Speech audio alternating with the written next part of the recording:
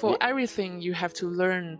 Learning isn't easy and funny stuff. For everyone, starting is hard and it's kind of betray the human spirit. Yes. So, wow, that's crazy. So how many students would be in an English class? I hear that China has huge English classes. Like there might be 100 students in one class. It can be. But it depends. In my high school, we have the same class at the same classroom, always. And in my university, we have 30 students in my English class. That's good. That's kind of normal. That's still a lot for an English teacher. That's a lot. But was your teacher usually Chinese or an international teacher? Chinese teacher. Chinese teacher. Okay. And so there was a big stress on grammar and vocabulary, things like that? Yes. How about listening? We only do the audio listening test. Okay. So it's always the same pronunciation, like yeah, so you don't have a lot of variety of accents. Yes. Different, yeah. Okay. We have to introduce aloud to China. The yeah. website. Yeah. Cool. So what was your best subject? My best subject was mathematics. Oh, great. Yeah, that's impressive. I have a degree in economics, and there's a lot of math, and I went to a good school, but I was not strong at math, and I was terrible at physics. And so physics and economics are kind of related, but not really. I did not do very well in physics. So how are you at physics? I love all the math stuff, also included physics, because you also have to use a lot of mathematics on your physics. And for the physics, you have to know the formula very well, then you can use it. If you don't know the formula very well, you cannot, when the question is there, you cannot apply that. Yeah. Oh, yeah. I agree. It's tough. I'm very impressed with you because whenever I meet somebody who's good at math or physics, I have great admiration because my degree was math heavy, but math was not my strong point. So what was your strong point? That's a good question. I was never a good student in anything. I went to, how I got to a good university is actually surprising, but I was always middle of the road, middle of the pack, as we said. Always B- student in everything. I see. Yeah, I was not exceptional like you. You don't have to be very good at starting, but you can handle your life very easily. That's also an important thing for a human. That is true. I do agree with that. But I think if I was a student in China, I would be that Mr. 2000. Okay.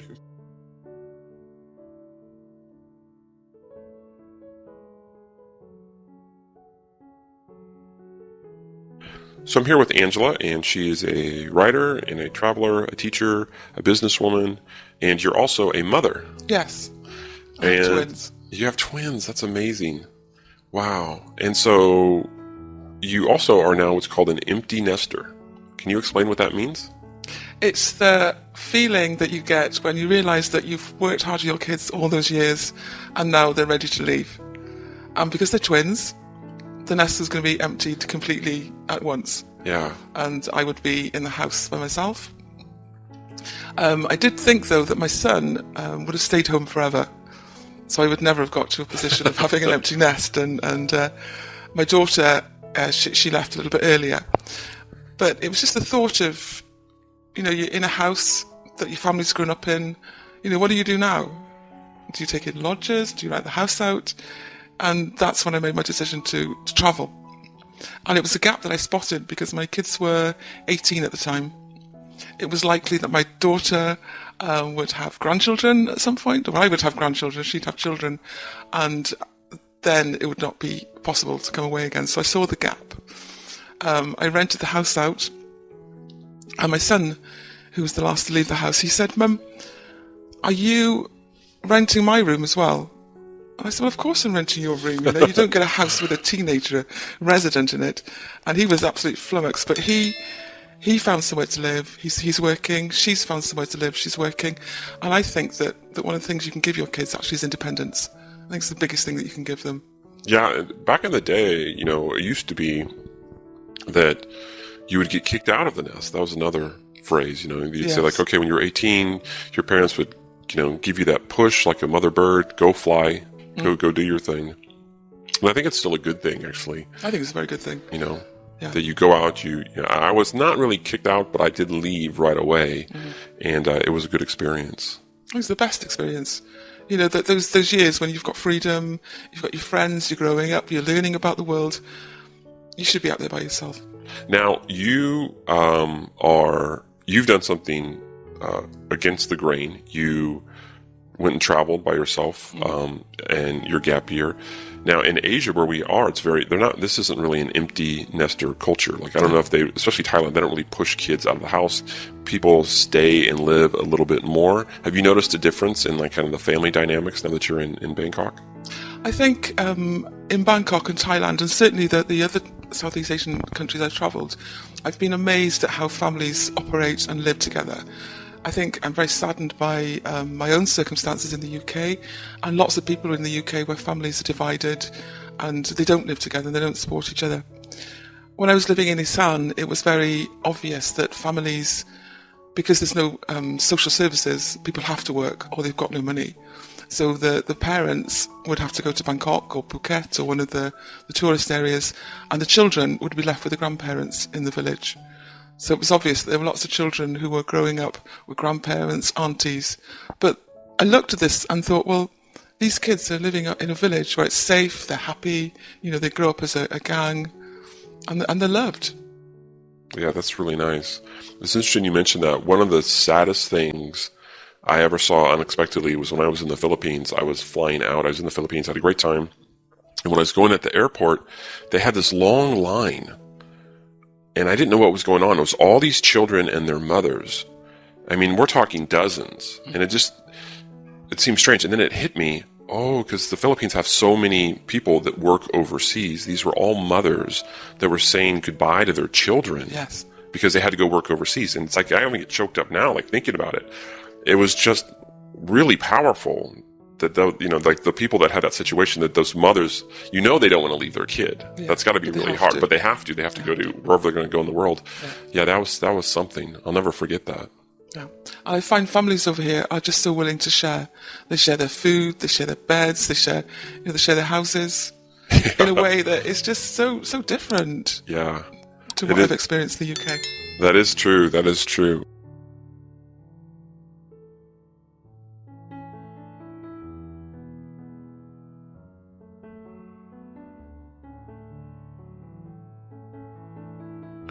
So I'm here with Angela, and we're talking about families, differences in family culture and structure. One thing that I noticed, and we both have experience with the West. Actually, we're both Westerners, and we also have worked and lived in Thailand. Have you noticed a difference in the flow of money, which I think is quite interesting?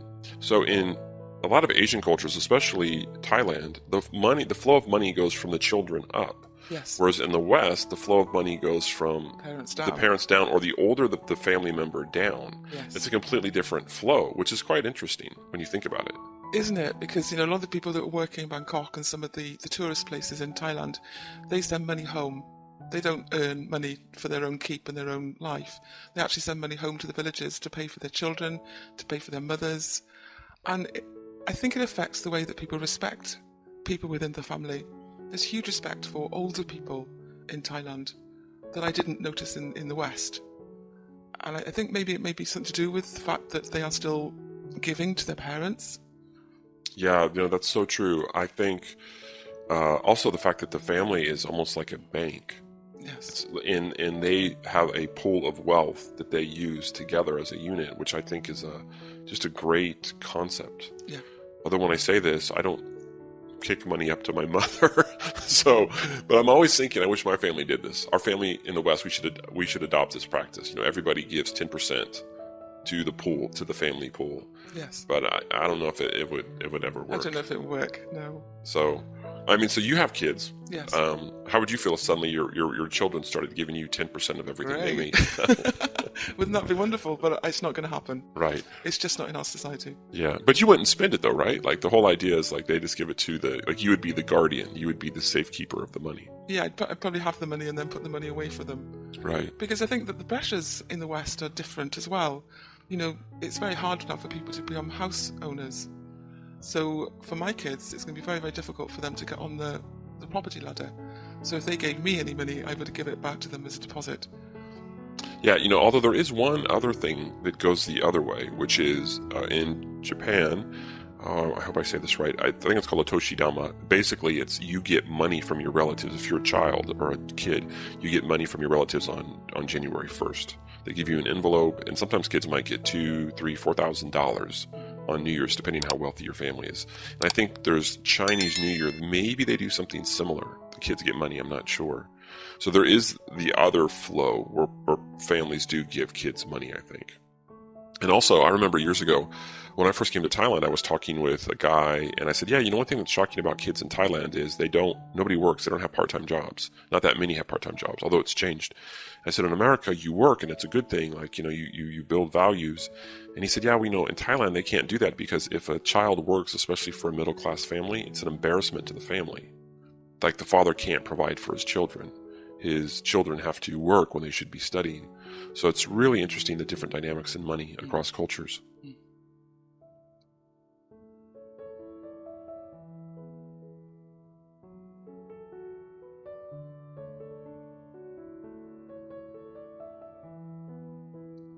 Like, did your kids work when they were in school? How did you feel about your kids when they were in high school? My kids had to work for the pocket money. So they would have chores to do and they would get pocket money. They would help with the washing up, sweeping, cleaning, whatever.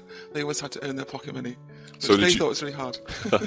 So did you ever withhold their wages? Yeah. You did? Really? Yeah. You'd be like, no, you didn't do your chores, you don't get the money? Having it, yeah. Really? How often would you have to do that? More so in the beginning, once they get the idea, if you don't work for your money, you don't get your money. And that's a life lesson, isn't it? That is do your work, great, because I think get money. I think a lot of people just assume, even me, like I've never had children, but the parents just spoil the kids and they just they don't want to have the hassle, they don't want to have the fight, they just give them the money. But you look at the difference between the Western kids and the kids out here. You can go on a bus trip with the kids out here. You can go on a 6-hour bus trip. You don't hear a peep out of that kid. They're sat there, the mum's asleep, maybe the kids asleep as well. If you put Western kids on a bus for 6 hours, you'd have to have a PlayStation or a tablet or something. They'd be crying, you'd have to feed them things. It's a totally different way of acting. Yeah. And I miss that. When I came to Asia, I noticed that the kids were happier with less, much less than we have. And it wasn't until I spent the year in Asia and then I went to Australia, landed in Sydney, noticed one thing, that the people were that much bigger, but also the kids were just so spoiled, and the parents were just giving in to them. So you think that maybe we need to rectify that situation, that we should stop spoiling kids? Yeah, I do. Take away the PlayStation. Yeah. Just stick them outside, yeah. You can get strollers today with a place where you can put the kid's tablet. Yeah, it's Why crazy. can't the kid just look at the world? Yeah. It's so funny you mentioned that, because before we were talking about potential business ideas, and I have an idea called Camp Boredom. So what happens? Boredom is good. Yeah, what happens at Camp Boredom is you send your kid to Camp Boredom. It's like just a camp in the woods or on a farm, and the kids come and they go, "What do we do?" And I go, "I don't know, nothing. Go outside. Just find something to do." No Wi-Fi. Yeah, because I grew up, no Wi-Fi, no nothing. I grew up on a farm, and I'm really blessed. I had no idea how blessed I was at the time. But I grew up, I spent all my time at my grandfather's farm, and we had nothing to do. I mean, nothing. But we had this farm, so we had everything to do. So the rule was you had to be up for breakfast at 7, and then once you finished breakfast, you had to be out of the house. Like, you could not be in the house. It was almost forbidden to be in the house unless it's, raining outside. And you would be outside from, sun up to sundown. Yeah, climbing fences, climbing trees, sitting in haystacks. Right, having the best time of your life. Yeah. And your imagination is going, and you just, the little things that you would do. Oh, we're going to build a tree fort. Oh, we're going to do this. Oh, we're going to do that. We're going to stop the river from flowing. Right. So that's my idea, I think, Camp Boredom. So maybe we have to... I think boredom is good for kids. Yeah. How so? Because, as you say, if they're always entertained and always fed, then they don't get to learn how to entertain themselves. Yeah. If you sit them in a car with nothing for 6 hours, right. Get to look out the window. There was a great thing recently where Jerry Seinfeld, the comedian, he has a bit where he talks about how his mother would take him to the bank when he was a kid, and a bank or a department store was the ultimate space of boredom. Like there's nothing you can do. You know, like you're so bored, you just want to like flop down on the floor type of thing. But you're right. Like kids have that anymore. No, they don't. Where they have like they hit that wall where there's nothing for them to do. No. You know. So do you think that maybe we should limit the devices, the smartphones, all that the kids use? I do think you should, but I think it's too late now. I think, you know, we've passed the point where you can get Wi-Fi, internet. You know, if we took all that off the kids now, you know, what would they do? They'd be bored. But you could just never give it to them, right? Yeah, in the first place. Maybe that's impossible. It's impossible. Okay, cool.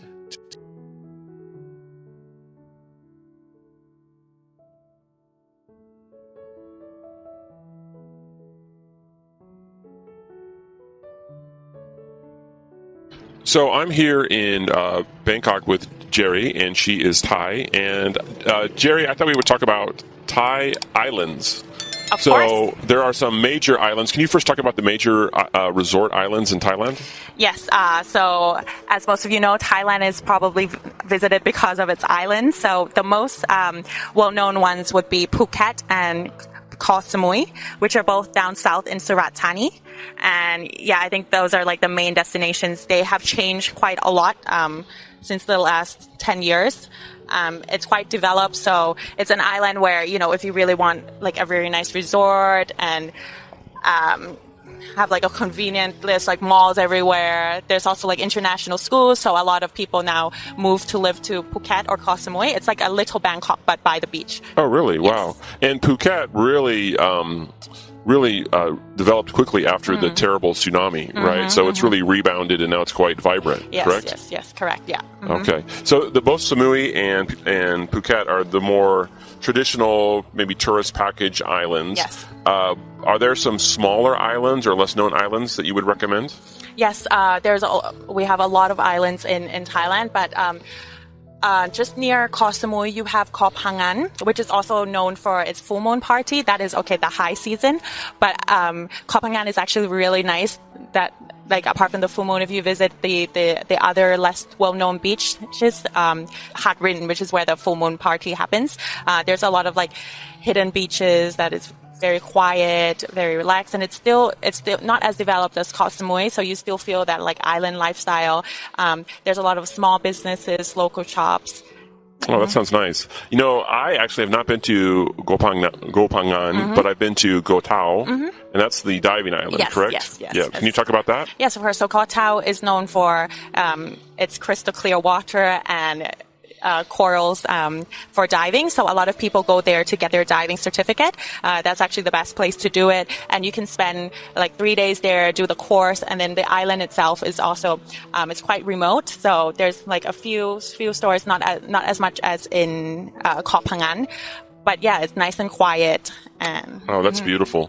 And there's some other ones too, right? So there's Koh Chang. Can you talk about that? Yes, Koh Chang is closer to Bangkok, so you can drive there. It takes about 5 hours. It's in Trat province.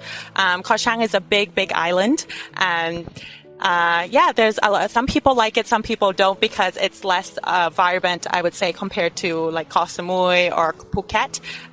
But there's a lot of like big resorts there, and the beach is also really beautiful. Yeah, I have to confess, it's my favorite island by far. So I first went there 25 years ago, and it was really quiet then. I mean, incredibly quiet. And the movie came out, The Beach, and I remember when I saw that movie, I'm like, oh, that's Koh Chang. There was nothing to do on the island, and so it's beautiful. It's a national park, correct? Yes, correct. Yeah.